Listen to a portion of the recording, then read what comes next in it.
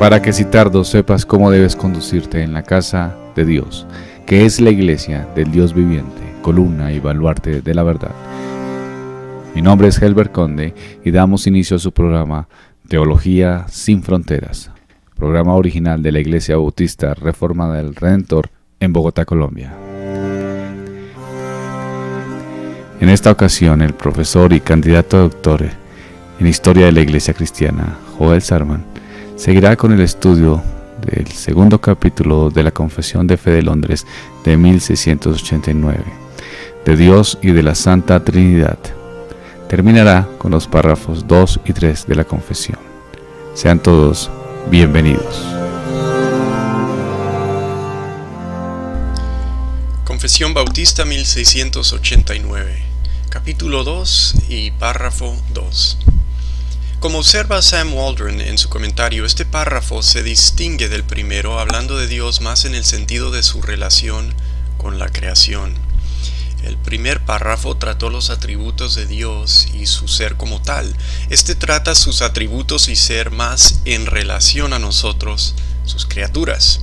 Dice así: teniendo Dios en sí mismo y por sí mismo toda vida, gloria, bondad y bienaventuranza, es todo suficiente en sí mismo y respecto a sí mismo, no teniendo necesidad de ninguna de las criaturas que ha hecho, ni derivando ninguna gloria de ellas, sino que solamente manifiesta su propia gloria en ellas, por ellas, hacia ellas y sobre ellas.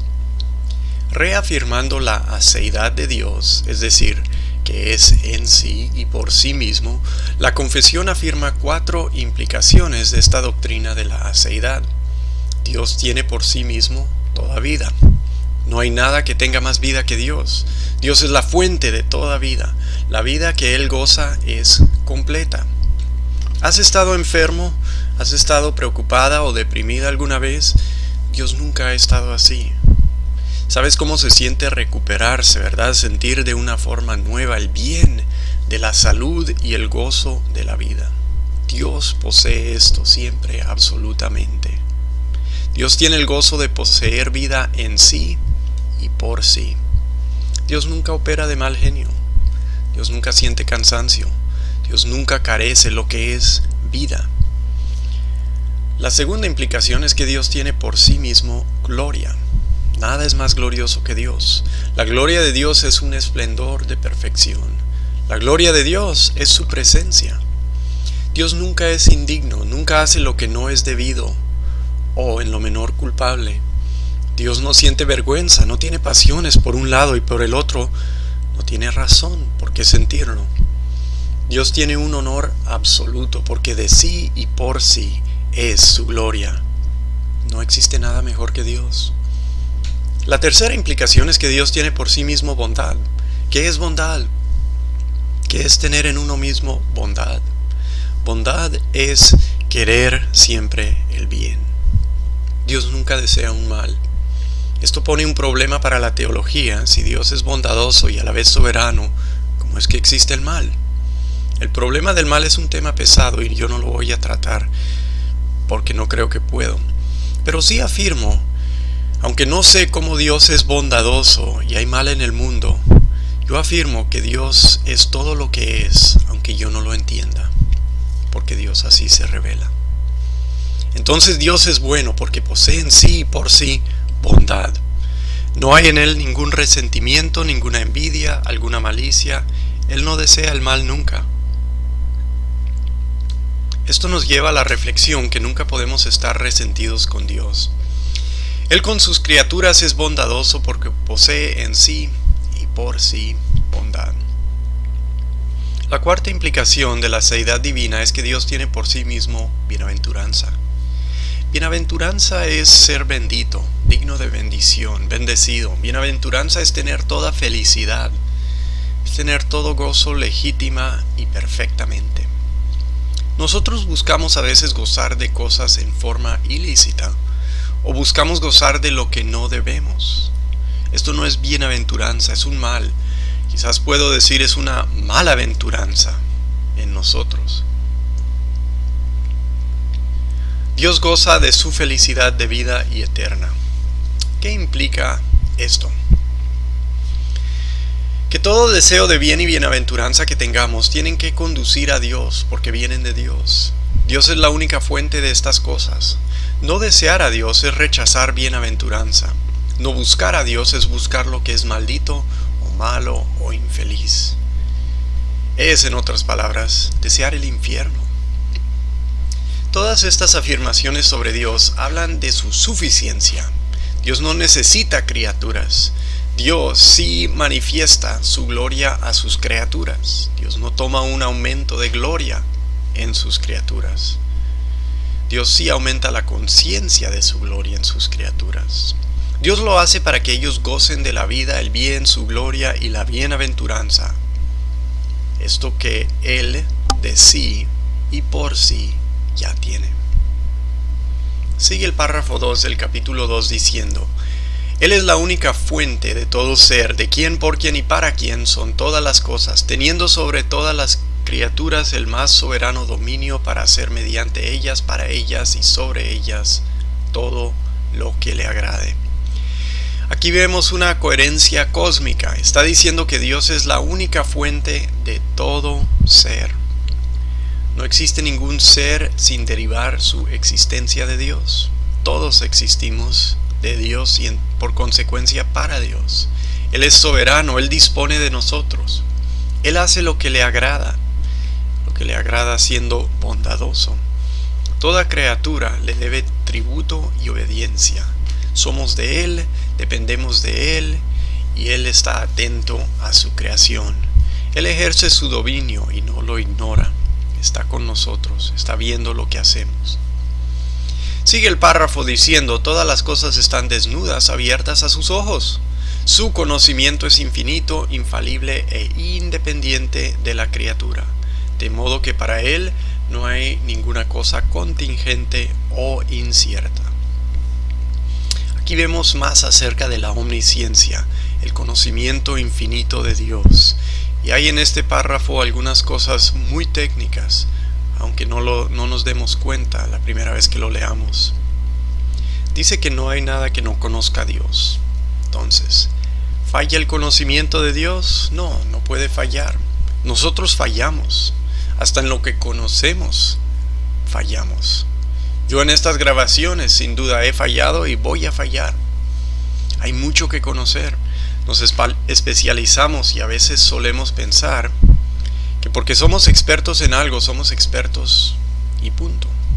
Y así también cometemos errores, hasta los muy eruditos lo hacen. Por esa misma razón, porque se vuelven expertos en algo muy puntual y luego creen que son expertos en todo lo demás.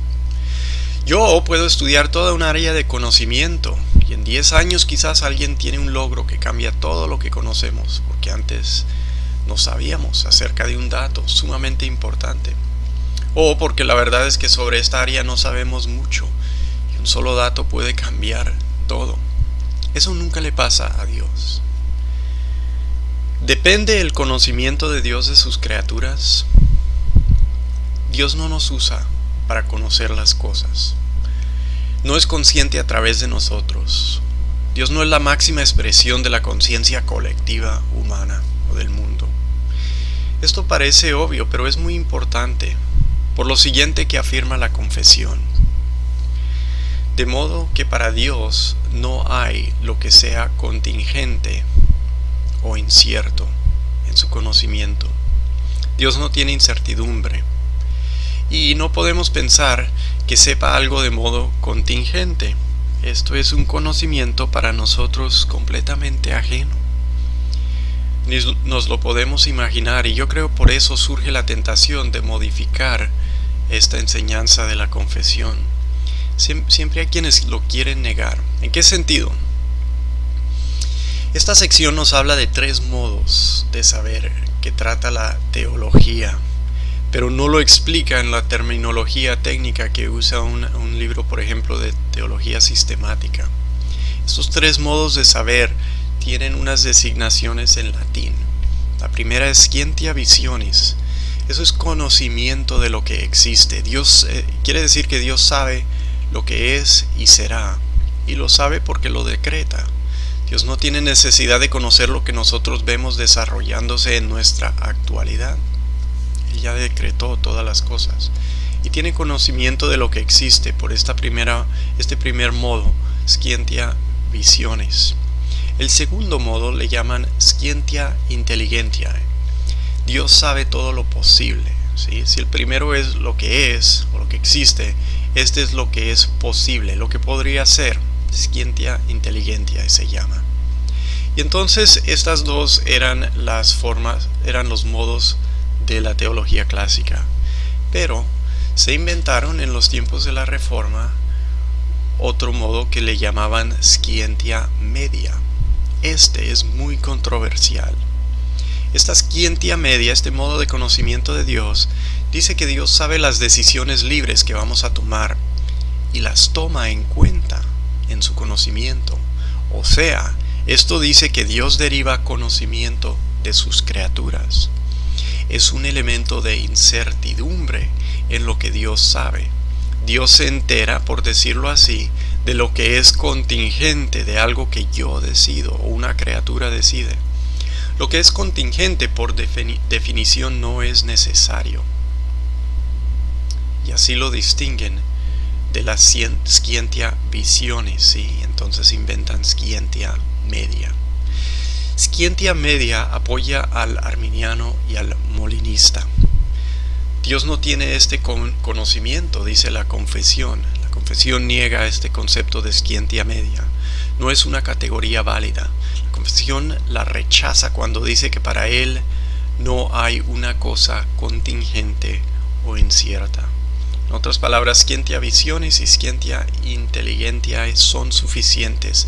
La tercera categoría inventada por el molinismo no es necesaria. El tema es pesadito, ¿verdad? Pero es importante para la coherencia del sistema teológico que expone la confesión. Y piénsalo, ¿de dónde sacamos la idea que nuestro sistema teológico tiene que ser coherente? Por un lado, un sistema incoherente pues se va a colapsar. Por otro, si viene de la Biblia y la Biblia no se contradice, tiene que ser coherente. La enseñanza de la Biblia es armónica, no es contradictoria. Este importante punto no se puede ignorar. Y la disciplina encargada de llevarla a cabo, de hacer que nuestro sistema de entendimiento de la Biblia, nuestro sistema teológico sea coherente, esa disciplina se le llama la teología sistemática. Sigue el párrafo diciendo que Dios es santísimo en todos sus consejos, en todas sus obras y en todos sus mandatos. Dios jamás comete algo que no es del todo santo, ni un consejo, ni una obra, ni un mandato. ¿Qué es la santidad? La santidad tiene dos aspectos. Es por un lado lo que se consagra, lo que se pone aparte. Dios no es como cualquier otra cosa. Las cosas de Dios no son como cualquier otra cosa. En cierta forma, es decir, con reverencia, que Dios es extraño. También la santidad nos habla de lo que es la pureza. No decimos que Dios es puro, decimos que Dios es santo. Estamos hablando de pureza moral. Dios no necesita purificarse. Y Dios es el que purifica por su absoluta pureza o santidad. Nuestro mundo casual suele olvidarlo. Elevamos en nuestro día lo común y corriente. Creemos que ser casual es auténtico y que ser formal es insincero. Pero la verdad, hazte esta pregunta. ¿Hay reverencia sin formalidad? ¿Es posible ser casualmente reverentes? ¿O es eso una contradicción? Despreciamos también en nuestro día a los elitistas y el elitismo, pero con eso también despreciamos a veces la preparación y el conocimiento y el experto. Y por consecuencia no queremos ser informados y no queremos la disciplina del que es formado y es experto. Y solemos en nuestro día hacer todo igual, emparejamos aún lo que no debe ser emparejado. No lo hagamos con Dios. Él es santo y sus consejos, obras y mandatos son santísimos. Debemos reflejar esto cuando manejamos estas cosas. La ignorancia, el relativismo, lo casual o informal, lo mal pensado, me parece, no tiene la reverencia que acorda con la santidad de lo que es Dios y lo que es de Dios. Sigue el párrafo diciendo: a Él se le debe por parte de los ángeles y los hombres toda adoración, todo servicio u obediencia que como criaturas deben al Creador, y cualquier cosa adicional que a Él le placiera demandar de ellos. Esta es la conclusión lógica. Siendo Dios lo que es, manifestándose como lo hace, ¿qué nos corresponde? Adoración, servicio u obediencia, cualquier otra cosa que Él demande, es lo que responde la confesión. A veces tenemos la idea que adoramos para nuestro bien, y sí es un bien, sí es más que un bien, es un deber. Dios a todos exige adoración y Él es digno. No es excusa que no sientes ánimo, no es excusa que no te diviertas. Preséntate ante Dios con fidelidad basado en lo que a Él lo conoces ser. Pídele perdón por no rendirle de corazón lo que Él exige y busca hacer tu deber con sinceridad. Basado en todo lo que es Dios, bueno, justo, infinito, todopoderoso, sabio, santo y lo demás, nosotros debemos responder rindiendo a Él lo que Él nos pida. Porque la base de toda nuestra religión se halla en lo que es nuestro Dios. ¿Cómo piensas tú de Dios? ¿Según tu parecer o según lo que Él revela? Esta confesión expresa un breve símbolo de lo que enseña la Biblia acerca de Dios. Si lo quieres comprobar, estudia y verás que es la verdad. Todo esto se puede ampliar y se puede estudiar mucho más. Pero seguimos con la confesión, capítulo 2 y ahora párrafo 3. En este ser divino e infinito hay tres substancias: el Padre, el Verbo o Hijo y el Espíritu Santo, de una sustancia, un poder y una eternidad, teniendo cada uno toda la esencia divina, pero la esencia indivisa. El Padre no es de nadie, ni por generación ni por procesión. El Hijo es engendrado eternamente del Padre, y el Espíritu Santo procede del Padre y del Hijo. Todos ellos son infinitos, sin principio, y por tanto son un solo Dios, que no ha de ser dividido en naturaleza y ser, sino distinguido por varias propiedades relativas, peculiares y relaciones personales. Dicha doctrina de la Trinidad es el fundamento de toda nuestra comunión con Dios y nuestra consoladora dependencia de Él. La Trinidad es una doctrina muy difícil y pronto distorsionada. Subsistencia, dijo la confesión que hay tres subsistencias. Subsistencia es un término técnico para decir persona. No lleva todas las connotaciones de la palabra más común, persona. La personalidad divina no debe entenderse a base de la personalidad humana. Las personas divinas subsisten en una sola naturaleza. Las personas humanas tienen cada uno su naturaleza individual. Afirmamos tres subsistencias en una substancia, tres personas en una naturaleza. Y para no llevar todo el concepto de personas, creo que por eso usa la terminología subsistencia. También por los errores de la Trinidad, de la doctrina de la Trinidad que se presentaban en esos tiempos ante los bautistas particulares de la confesión. La naturaleza divina, esa esencia, no se divide entre las tres personas. Tampoco la forman juntos, como si cada persona supliera una tercera parte, una parte para agrupados a hacer una esencia. No. El Padre es Dios Todopoderoso, el Hijo es Dios Todopoderoso, el Espíritu es Dios Todopoderoso, pero son uno en poder. Hay un solo Todopoderoso Dios. Esto no se entiende, se afirma y se cree. Vemos que la Biblia revela el monoteísmo, que hay un solo Dios. También vemos que la Biblia afirma que solo se adora a este solo Dios. Pero también vemos que se adora al Padre, vemos que se adora al Hijo, vemos que se adora al Espíritu Santo. ¿Qué decimos entonces? Distinguimos entre Dios en su esencia, que es una, y las subsistencias, las personas. ¿Cómo distinguimos las personas de la Trinidad? Pues hay uno que no es de ningún otro, no es engendrado, no procede. Este es el Padre. Vemos que hay uno que es del Padre, eternamente, que es decir, sin comienzo, engendrado. Este es el Hijo. No hay tiempo en el cual no era Hijo, pero Él es engendrado. No dice la Biblia del Padre que es engendrado, sí dice del Hijo que es engendrado. Y hay uno que es del Padre y del Hijo, respirado, se puede decir. Uno que eternamente, o es decir, sin comienzo, procede de ambos. También afirmamos que no hay cuando no era, el Espíritu Santo. Esto da un orden en las personas. El Hijo sin comienzo deriva su personalidad del Padre, y el Espíritu sin comienzo deriva su personalidad del Hijo y del Padre a la misma vez. ¿Esto qué nos dice?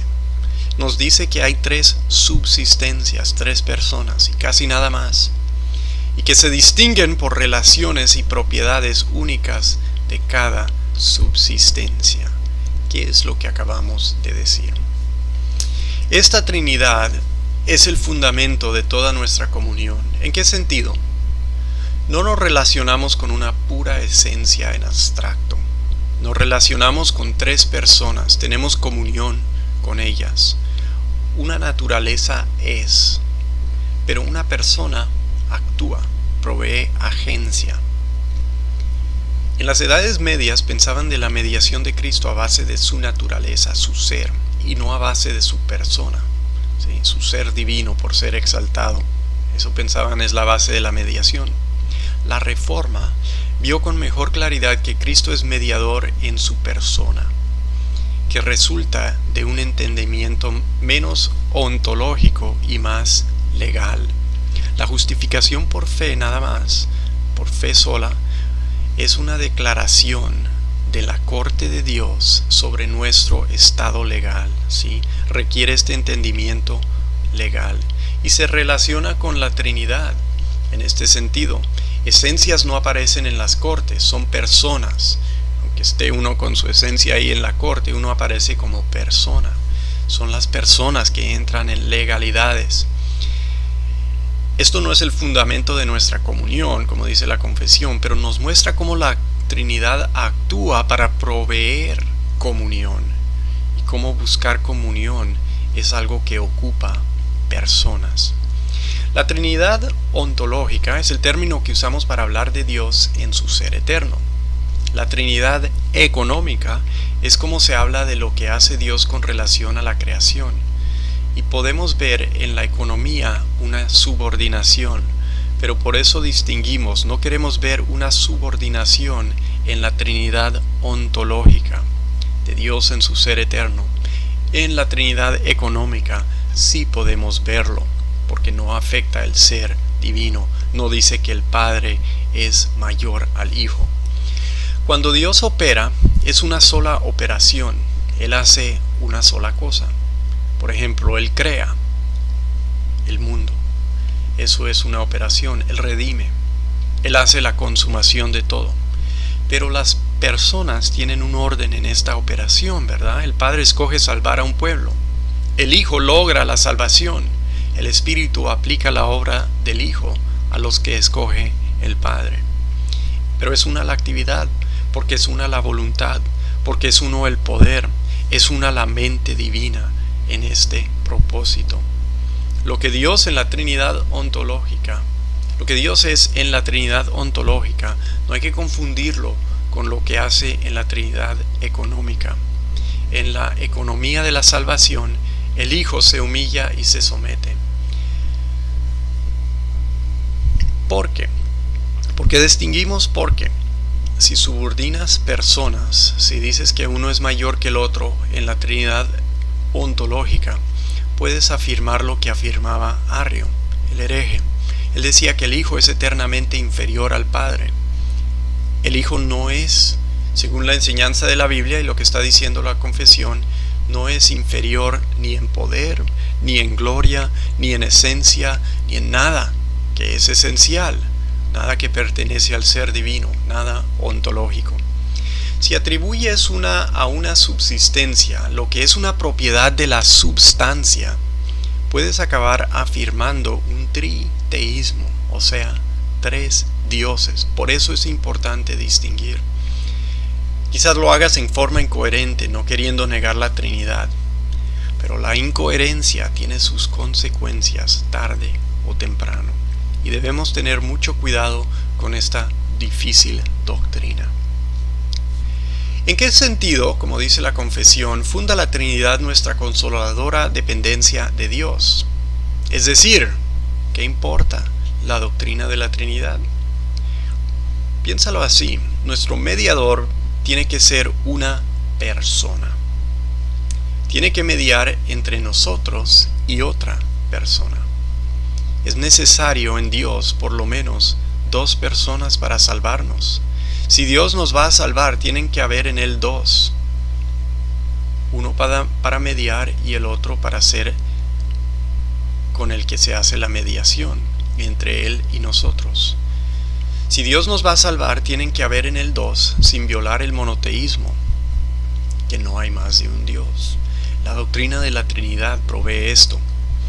El Espíritu, entendemos, es la subsistencia del mutuo amor entre el Hijo y el Padre, y Él es el Consolador, el Espíritu.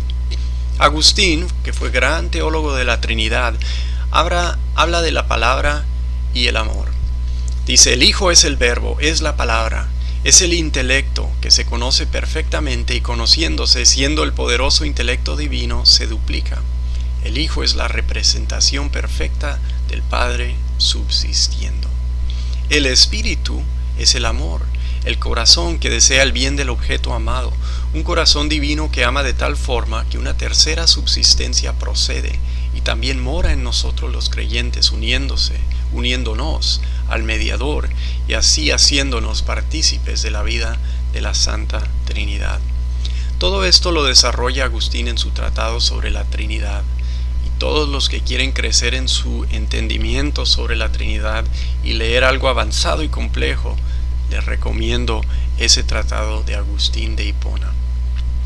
La doctrina de la Trinidad importa porque es sofisticada, nos hace pensar duro, nos hace escudriñar las Escrituras también. Y quiero decir aquí que quizás alguien piense que no hablamos suficiente de las Escrituras en este estudio, porque la verdad no tocamos mucho el tema de los pasajes en el cual se basan estas enseñanzas. Es porque no promovemos lo que enseña la confesión aparte del contexto de la iglesia, donde la Biblia se proclama con fidelidad. Tú debes estar en una iglesia bien organizada. Aquí es un estudio de la confesión que tiene sus límites y parámetros. Pero tienes que acudir a una buena iglesia confesional y ahí te van a ayudar a escudriñar las Escrituras para ver si lo que representa la confesión se halla en la Biblia. No hay iglesia bautista reformada en el mundo que si tú buscas con ellos estudiar si la confesión representa lo que dice la Biblia, te va a rechazar. Para eso están. Entonces la doctrina de la Trinidad nos hace escudriñar las Escrituras. La doctrina de la Trinidad también importa porque nos hace esclarecer conceptos y términos difíciles, como esta doctrina no hay en las demás religiones. Esto es lo más difícil que hay. La verdad no la entendemos y hablamos de cómo evitar decir lo que no puede ser verdadero de la Trinidad, como se revela en la Escritura. Es una doctrina digna de Dios, misteriosa, incomprensible, sin embargo útil para la salvación, nuestro consuelo y nuestra comunión con Dios. Terminamos Teología sin Fronteras, un programa original de la Iglesia Bautista Reformada del Redentor de Bogotá, Colombia.